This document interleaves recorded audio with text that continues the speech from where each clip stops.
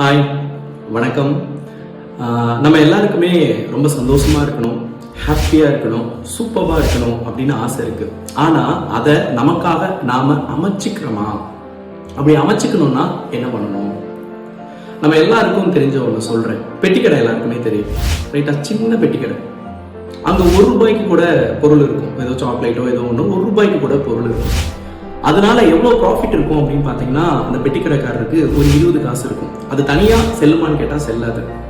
அந்த பெட்டிக்கடையில் காலையில் பெட்டிக்கடையை ஓப்பன் பண்ணுறோம். அதில் என்ன எவ்வளோ பொருட்கள் இருக்குன்னு சொல்லி கணக்கெடுக்கல. கல்லாப்பெட்டியில் எவ்வளோ காசு இருக்குது அப்படின்னு சொல்லி கணக்கெடுக்கல.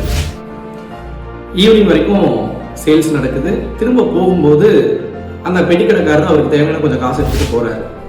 திரும்ப காலையில் வராரு, கடையை ஓப்பன் பண்ணுறாரு. எந்த கணக்கும் எடுக்கல. கல்லாப்பட்டியில் எவ்வளோ காசு இருக்குது அப்படின்னும் கணக்கு எடுக்கல. திரும்ப வியாபாரம் பண்ணுறாரு.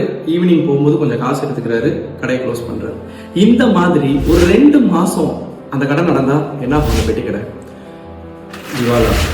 ஒரு செல்லாத காசுக்கு வியாபாரம் நடக்கக்கூடிய அந்த பெட்டி கடையில் கூட காலையில் எத்தனை பொருள் இருந்துச்சு, கல்லாப்பட்டியில் எவ்வளோ காசு இருந்துச்சு, ஈவினிங் போகும்போது எவ்வளோ சேல்ஸ் நடந்திருக்கு, கல்லாப்பட்டியில் எவ்வளோ காசு இருக்கு அப்படின்னு சொல்லி கணக்கு பண்ணல அப்படின்னு சொல்லி சொன்னா, செல்லாத காசுக்கு வியாபாரம் நடக்கக்கூடிய பெட்டி கடை கூட திவாலாகுது. நம்ம லைஃப் எவ்வளவு மதிப்பு மிக்கது. அப்போ நம்ம வாழ்க்கை எப்படி இருக்கணும் அப்படின்னு நம்ம தீர்மானிச்சுக்கிட்டோமா?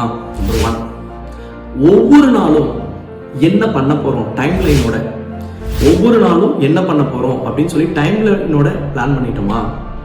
ஈவினிங் அல்லது நைட்டு தூங்குறதுக்கு முன்னாடி அதை ரிவ்யூ பண்ணமா? இதை மட்டும் செய்யுங்க.